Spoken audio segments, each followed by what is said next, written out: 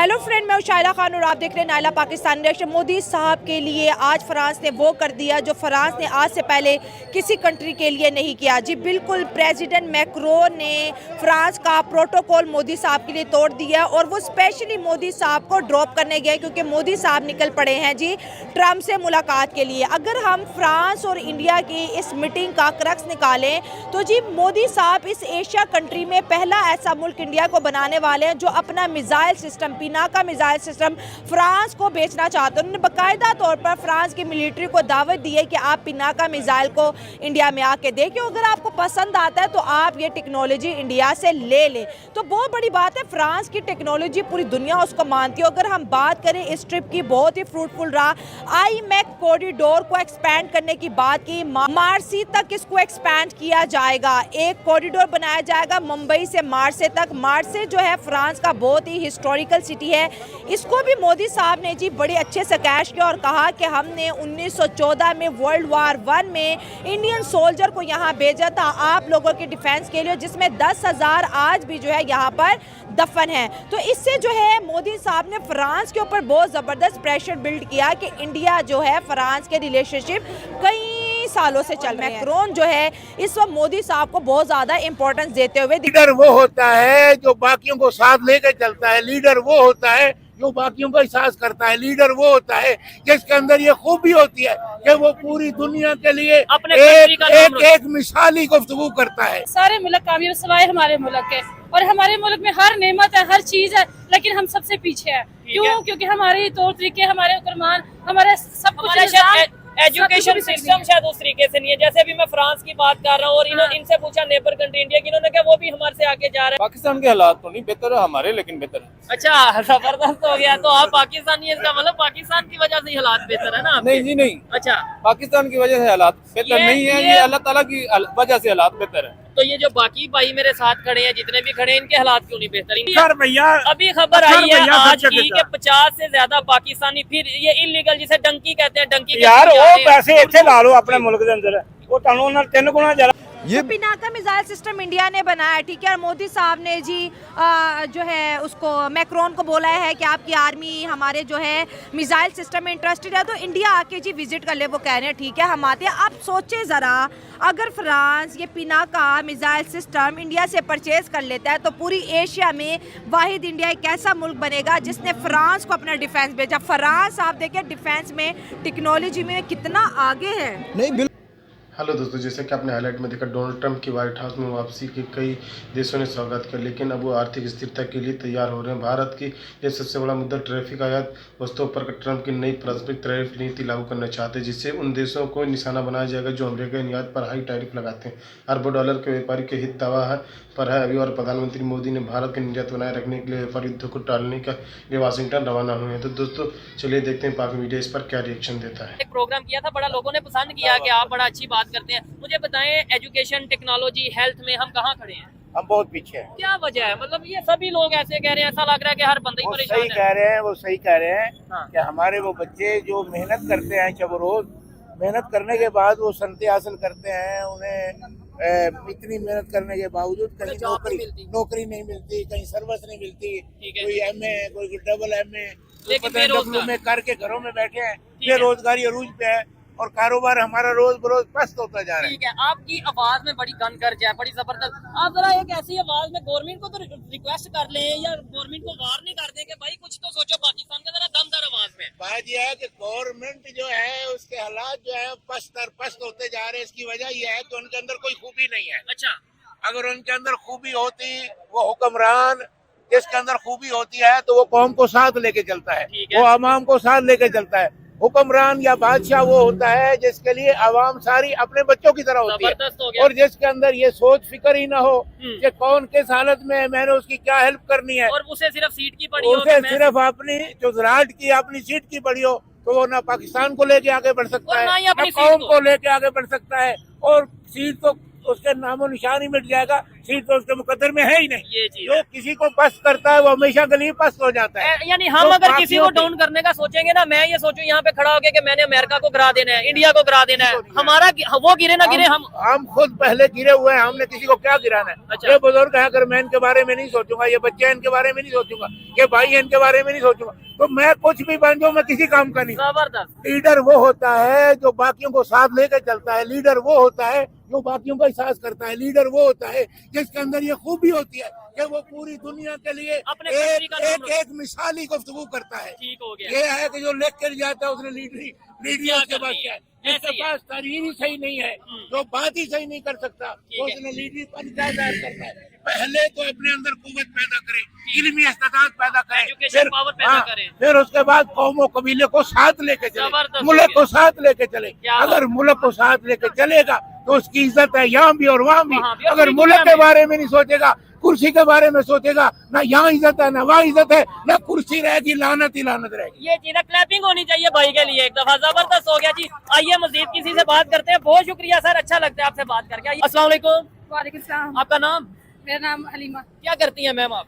मैं जॉब करती हूँ। जॉब करती हैं, चलें बड़ी जबरदस्त अच्छी बात है, आप जॉब करती हैं। मुझे बताएं, जो आप जॉब कर रही हैं, नौजवान हैं, जो सैलरी मिलती है, आपको लगता है कि इतनी सैलरी से घर चल जाता है, अफोर्ड कर लेती हैं आप, या सारा सिस्टम बेहतर होता है?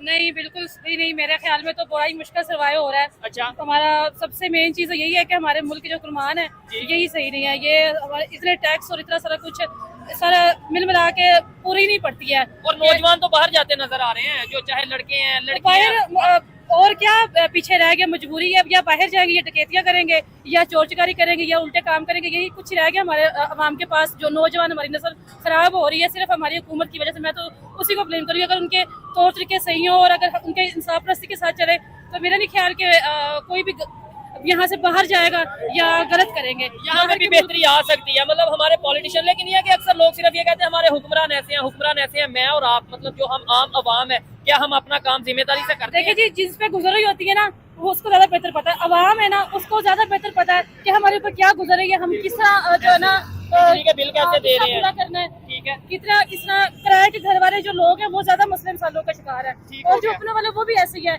इतना बिल इस्तेमाल नहीं होता, गैस आ नहीं रही है और गैस के बिल आ जाते हैं। अच्छा, दूसरे कंट्रीज की अगर बात करें जो हमारे साथ हैं, आप सोशल मीडिया देखती होंगी, मीडिया पे देखती होंगी, वो लाइक इंडिया की अगर बात करें, वो आज फ्रांस के साथ डील करते सारे नजर आ मुल्क रहे हैं। कामयाब हो रहे हैं, सारे मुल्क कामयाब सिवाय हमारे मुल्क के। और हमारे मुल्क में हर नेमत है, हर चीज है, लेकिन हम सबसे पीछे है। क्यों? क्योंकि हमारे तौर तरीके, हमारे फरमान, हमारे सब कुछ एजुकेशन सिस्टम शायद उस तरीके से नहीं है। जैसे अभी मैं फ्रांस की बात कर रहा हूँ और इनसे पूछा नेबर कंट्री इंडिया की, इन्होंने कहा वो भी हमारे से आगे जा रहा है, बेहतरी की तरफ जा रहा है, एजुकेशन डेवलपमेंट की तरफ जा रहा है। वो तो अब अपना जो सा कह लें कि रॉकेट लॉन्चर सिस्टम है, वो फ्रांस जैसे कंट्री जो कि बड़े डेवलप कंट्री है, उनको वो ऑफर करता नजर आ रहा है। मतलब टेक्नोलॉजी में इतना आगे जा हमें चुके हैं। ऑफर नहीं करती होंगी, मेरा ख्याल है। मैं ज्यादा खबरें तो नहीं देखती, लेकिन हम टेक्नोलॉजी में खड़े कहाँ पे? लेकिन हम एजुकेशन में कहाँ पे खड़े हाँ, हैं? बिल्कुल हम पीछे हैं। हमारी पढ़ाई बिल्कुल अच्छी है, लेकिन उसको आगे बढ़ाने के लिए कोई हमारा वो नहीं है कि हमारे उसको अप्रोच करें। पॉलिटिशियन या उस तरीके से प्लेटफॉर्म नहीं। अच्छा, ये मैम की एक बात पे मैं इन्हें अप्रिशिएट करना चाहूंगा कि मैं ये समझता हूँ जो इस समय पाकिस्तान की सिचुएशन चल रही है ना, बहुत से लोग बात ही नहीं करते। वो कहते हैं नहीं भाई मैंने बात नहीं करनी, ऐसी बात करूंगा उठाया ना जाऊं, ये ना हो जाए वो ना हो जाए।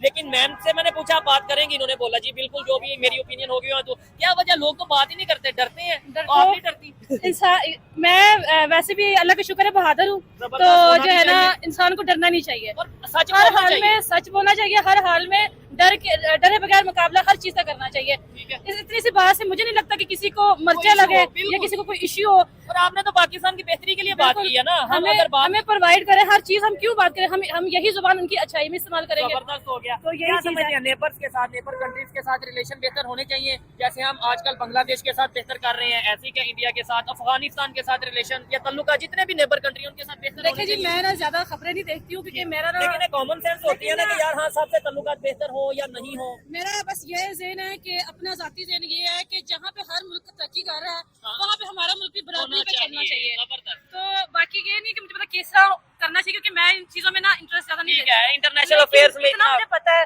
कि हमारा मुल्क सबसे पीछे है, और पीछे नहीं होना चाहिए, क्योंकि जिससे की सहूलतें अल्लाह ताला ने हमें दी हैं उसके मुताबिक हमें हर मुल्क से आगे होना चाहिए, पीछे नहीं होना चाहिए। आगे ना भी हो, चले आगे तो जरूर होना चाहिए, लेकिन कोशिश बराबरी करनी तो चाहिए, लेकिन जरूर कम होना से कम हमें एफर्ट करनी चाहिए। और ये सब मैंने भी मिलके, इन्होंने मिलके, हम आम पब्लिक हो या सियासतदान हो, अदारे हो, सब ने मिलके ऐसा करना है।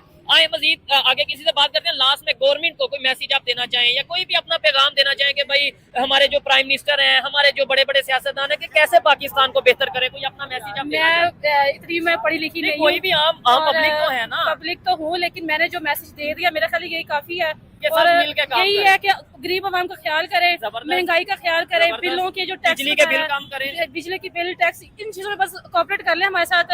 अगर हमें सहूलतें नहीं दे सकते ना तो हमारे ऊपर बोझ भी न डालें। जबरदस्त हो बस गया। ये मतलब चीज़ ये कम से कम इतना तो कर दें कि जो अवाम इस समय जितने लोग खड़े हैं, मैं सिर्फ एक सवाल पूछूंगा कि आप पाकिस्तान देखिएगा, पाकिस्तान से बाहर जाना चाहते हैं? दिल तो जाना चाहते हैं? पाकिस्तान से बाहर जाना चाहते हैं? बिल्कुल बिल्कुल। आप जाना चाहते हैं? आप जाना चाहते हैं? आप इतनी जाना दूर चाहते हैं? मजदूरी कर करके यहाँ तक बाहर जाना चाहते हैं? बाहर ही आप जाएंगे। जाना चाहते हैं? बिल्कुल। ये देखें सब हर और मैं बिल्कुल नहीं जाना चाहती, आप जाना चाहती हैं? नहीं बिल्कुल नहीं जाना क्या बात चाहती। है, मैं अपने जबरदस्त। मुल्क में रहना चाहती हूँ और यहीं पर जो करना है यहीं पे करना है। लेकिन ये जो जितने लोग भी खड़े हैं, सबने क्या बाहर जाना चाहते हैं, उसकी क्या क्योंकि reason उन्हें है? लगता है कि बाहर जाके ज्यादा कमाइयाँ हो सकती हैं, लेकिन मैं समझती हूँ अगर अपने मुल्क में कमाइयाँ मुश्किल करेंगे वक्त ना, है यहाँ पे, लेकिन ये यहाँ पे अगर सरवाइव करेंगे, ऐसे नौजवान अगर होंगे, खवातीन हो या मर्द हो, ऐसे लोग पाकिस्तानी मेरी होंगे। इजाज़त है। बिल्कुल, बहुत शुक्रिया, अच्छा लगा आपसे बात करके। मजीद किसी से बात करते हैं। अच्छा, आपने बोला बाहर जाना चाहते हैं, आप भी बाहर जाना चाहते हैं? कौन से जो होता है ना, वो एक लॉन्ग लास्टिंग होमवर्क के बाद वो ट्रिप जो है वो शेड्यूल किया जाता है और उस विजिट को कंडक्ट किया जाता ठीक है। है। हमारी तरह ये नहीं होता कि सुबह मुंह चुक्या थे दुबई चो मुंह चुक्या थे ओमान चो मुंह चुक्या थे लंदन चो होंदे थे वापस फिर ਕੁਛ पाकिस्तान ਨੇ ਹੋਇਆ ਕਿ ਤੇ ਕਹਿੰਦੇ ਨਾ ਮੁੰਡਾ ਤੇ ਨਾ ਕੁੜੀ ਨਾ ਕੁੜੀ ਤੇ ਨਾ ਮੁੰਡਾ ਤੇ ਹੈ ਕਿਸੇ ਜੀ ਸਾਡਾ ਜਿਹੜਾ ਹੈ ਨਾ ਉਹ ਪਰਸਨਲ ਵਿਜ਼ਿਟ ਸੀ ਜੀ पीएम साहब ਦਾ या सीएम साहब ਦਾ या प्रेसिडेंट साहब ਦਾ। ठीक है। अब साढ़े ਹੁਣ प्रेसिडेंट साहब इसी बात पे शुरू, हमारे प्रेसिडेंट साहब गए थे चाइना। हाँ। हमारे सो कॉल्ड फॉर्म 47 के प्रेसिडेंट हाँ। वो चाइना गए हुए थे। हाँ। अब क्या करने गए हैं चाइना, क्या लेके आए हैं, क्या दे के आए हैं, असि पाकिस्तानी अवाम बिल्कुल नहीं पता। ब्लाइंड। हाँ। ना मिनिस्ट्री ऑफ फॉरेन अफेयर ने कोई अपना मिनट्स ऑफ मीटिंग जारी की हैं, ना उन्होंने कुछ ऐसा कोई ब्लू बुक जारी किया कि जिसमें हो के हमने इस मुद्दे पे या टॉपिक वर अंडर डिस्कशन व डेट कोई नहीं है। अब आप ये कह लें कि फ्रांस के साथ, फ्रांस देखें इंडो पाकिस्तान ना फ्रांस के बड़े पुराने रिलेशन है। वर्ल्ड आप ये कह लें कि फर्स्ट वर्ल्ड वार से, सेकंड वर्ल्ड वार से इंडो पाकिस्तान। और आप ये देखें कि उस वक्त फर्स्ट वर्ल्ड वार में जो पाकिस्तान जो मुत्तहिदा हिंदुस्तान के जो सोल्जर हमने वहाँ पे प्रोवाइड किए हुए थे, कुछ सोल्जर थे और उनको अब तक फ्रांस उनको ऑनर कर रहा है। ठीक है, वहाँ पे और मोदी साहब ने बोला है कि भाई हमने 1 लाख सिपाही फ्रांस को बचाने के लिए वर्ल्ड वार 1 में भेजे और आप ये देखें कि 10,000 उनमें से घर नहीं जा पाए और वो यहीं पे जो है फ्रांस के अंदर उनको दफनाया गया। आज इंडिया ने फ्रांस को अपने एहसानों के नीचे दबा दिया, ये होती है स्ट्रेटजी। देखें, हाँ बिल्कुल यही ना, देखें ये डिप्लोमेसी है ना, जिसे आप लोग उर्फ़े आम में सक्सेसफुल डिप्लोमेसी कह सकते हैं। कि ये आप ये कह लें कि वर्ल्ड वार स्टार्ट हुई थी 1914 से 1918 में वो एंड हो गई थी। आप ये देख लें कि ऑलमोस्ट 114-15 साल हो गए हैं और उस बात को उन्होंने याद रखा कि डिप्लोमेसी चेक करें कि उन्होंने उस बात को रीमेंबर किया। रीमेंबर करने का उन्होंने कहा कि हाँ वाकया हम आप लोगों के एहसान मंद है और उनकी मेमोरीज वहाँ पे बनाई हुई हैं। अब सिमेट्री बनी हुई है, सिमेट्री, हाँ वो बनी हुई है, सारा कुछ उन्होंने। और दूसरी बात ये कि आप सबसे बड़ा एलिमेंट ये देखें नरेंद्र मोदी के विजिट का कि मेरे ख्याल में एशिया का ये पहला प्राइम मिनिस्टर होगा साउथ एशिया का जो किसी आप ये कह लें कि यूरोपीय ममालिक में गया और इसी इतने डेवलप कंट्री में गया और उसका हेड ऑफ द स्टेट उनको रिसीव करने आया, ड्रॉप भी करने गए हैं। रिसीव करने आया, फिर उनके साथ बायलैटरल उनकी एग्रीमेंट्स के आप उन्होंने डिफेंस पे बात की, उन्होंने ट्रेड पे बात की, उन्होंने फॉरेन इन्वेस्टमेंट पे बात की। मोदी का तो खैर यही है ना कि उनका तो पर्सनल बिजनेस है ही कोई ना, हमें तो ये मुसीबत पड़ी हुई होती है, हमें इसे शश-पंज में होता है कि हमारे हेड ऑफ द स्टेट पता नहीं या कोई लाहौर के लिए कोई चीज़ लेने जा रहे हैं या कोई अपार्टमेंट्स की डील करने जा रहे हैं या उसका तो कोई जाती बिजनेस है ही कोई ना। तो उन्हें यह था कि प्योरली पता था कि इंडिया के ही इंटरेस्ट पे बात होगी। उन्होंने आप ये कह लें कि डिफेंस इशू पे बात की, उन्होंने डिफेंस कोऑपरेशन पे कोऑपरेशन बढ़ाने की बात की। दी है भाई, मार्च से तक मुंबई से लेके मार्च से तक कॉरिडोर ओपन करेंगे, आईमैक को एक्सपैंड करने की बात करें। हमारा सीपैक बेचारा जो है अभी तक जो है ना डामाडोल वो हम 2009 से सीपैक पे लगे हुए हैं। जरदारी साहब कहते हैं ऐसी वो बनाया सी, मुशर्रफ साहब कहते हैं ऐसी, गिलानी साहब कहते हैं कि मैं गया था और उसके बाद और हमारे सीपैक में जो मौजूदा हमारे सीपैक के मिनिस्टर है ना, आप ये कह लें वो क्या नाम है एहसन साहब, वो हर हफ्ते बाद आके कहते हैं कि हमारा सीपैक खतरे में, और पिछले ना 15 साल से सीपैक खतरे में। आप ये देखें कि उन्होंने इस डिप्लोमेसी से दोबारा अपने उस प्रोजेक्ट को एक्सपेंड किया और कभी भी कहीं पे भी आप देख लें कि फ्रांस की तरफ से कोई ऐसा कमेंट नहीं आया कि हमें हमारी सिक्योरिटी खतरे में है, हमारे इंटरेस्ट खतरे में है, हमारी इन्वेस्टमेंट जो वो खतरे में है। हाँ। उन्होंने डिफेंस पे एक आप ये कह लें कि एक बड़ी खबर आपको बताती हूँ, मोदी साहब ने फ्रांस की मिलिट्री का इंटरेस्ट पिनाका जो है मिज़ाइल इंडिया बनाते हैं। मोदी साहब ने कहा कि आपकी मिलिट्री को पिनाका में जी इंटरेस्ट है तो आप जो है इंडिया आएँ और उस मिज़ाइल को जी टेस्ट करें। अगर पिनाका मिज़ाइल फ्रांस को पसंद आ जाता है उसकी मिलिट्री को, तो इंडिया इस एशिया में पहला वो मुल्क बन जाएगा जिसने अपना डिफेंस जो है फ्रांस को भेजा। हाँ बिल्कुल। और दूसरी बात उन्होंने मिसाइल अगर फ्रांस ले लेता है तो आप देखिए उनकी इंपॉर्टेंस इस रीजन में कितनी बढ़ जाएगी। देखिए उनका पावर ऑफ बैलेंस जो है ना वो बहुत ज़्यादा उनका जो है ना वो हाई हो जाएगा। दूसरी बात उन्होंने ये किया कि अगर आपको इंटरेस्ट है, और ये भी नो डाउट एक रियासत की तरफ से बड़े खुले दिल का मुजाहरा है, उन्होंने कहा कि आप आएँ, आप चेक करें, आपको पसंद आता है तो हम उसको आपके राइट्स देंगे, आप बेशक फ्रांस में उसको आप लोग बनाएं। हम उसको फ्रांस में बनाएं, हम उसके राइट्स भी देंगे आपको जी, मेड इन फ्रांस के आपको हम देंगे कि आप मेड इन फ्रांस, हम आपके साथ टेक्नोलॉजी शेयर करेंगे। आप देखें ना ये अब जो रिस्पॉन्सिबल स्टेट होते हैं ना, उन्होंने ये नहीं कहना कि हम आपको वो दे देते हैं, वो उसकी आप ये कह लें कि रेंज चेक करवाएंगे, उसकी फिजिबिलिटी चेक करवाएंगे, अप्रेजल स्टडी देंगे, उसके बाद उनके साथ उसकी टेक्नोलॉजी जो वो शेयर कर देंगे, उसके बाद फ्रांस जो वो खुद बनाएगा। बिल्कुल, जिस तरीके से अभी सबसे बड़ी बात ये कि जो इंडिया की इंपॉर्टेंस है ना वो यूरोप के लोगों को भी समझ आ रही है